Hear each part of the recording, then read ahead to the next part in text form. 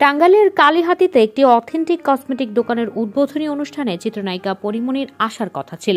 এ নিয়ে তার ভক্তরা উচ্ছ্বাসে মাতলেও বাদ সাধেন স্থানীয় হেফাজতে ইসলামের নেতাসহ কিছু মুসল্লি।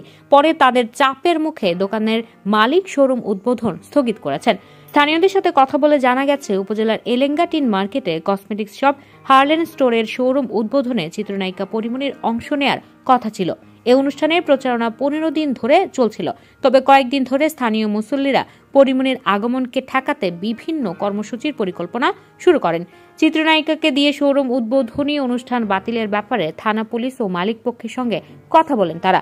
এছাড়া শুক্রবার বিভিন্ন মসজিদে জুমার নামাজের আগে পরিমণির আগমন ঠেকানোর ব্যাপারে পদক্ষেপ নেয়ার জন্য আলোচনা হয়। ফলে শোরুমটি উদ্বোধনের সময় ঘনিয়ে আসার সঙ্গে সঙ্গে উত্তাপ ছড়িয়ে পড়ে।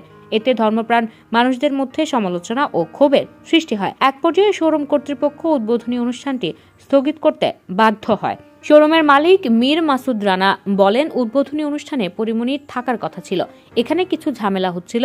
হেফাজতে ইসলামের নেতারা আন্দোলন করেছিলেন, ওনারা অবস্থান কর্মসূচি নিয়েছিলেন। পরিমণি এলে রক্তের বন্যা বয়ে যাবে বলেও ঘোষণা দেন তারা। তিনি বলেন, বিভিন্ন মসজিদে আলোচনা হয়েছে। বিষয়টি নিয়ে হেফাজতে ইসলামের এক নেতা আমাকে ফোন করেন। বিভিন্ন পরিস্থিতির কারণে থানা পুলিশ আমাদের শোরুম উদ্বোধনী কার্যক্রম বন্ধ রাখতে বলেছে। পরে কোম্পানির সঙ্গে কথা বলে স্থানীয়দের প্রতি সম্মান জানিয়ে উদ্বোধনী অনুষ্ঠানটি স্থগিত করেছে। এ বিষয়ে কথা বলতে হেফাজতে ইসলাম বাংলাদেশের টাঙ্গাইল জেলা শাখার নেতা ও জাতীয় ওলামা মাশায়েখ আইমামা পরিষদের উপজেলা সভাপতি মুফতি সুলাইমান হাবিবের সঙ্গে যোগাযোগের চেষ্টা করে তাকে পাওয়া যায়নি। কালীহাতিতে থানার ভারপ্রাপ্ত কর্মকর্তা মোহাম্মদ আবুল কালাম ভুইয়া বলেন, শোরুমের উদ্বোধন ঘিরে ধর্মপ্রাণ মানুষের মধ্যে বিরূপ প্রতিক্রিয়ার শুরু হয়েছিল।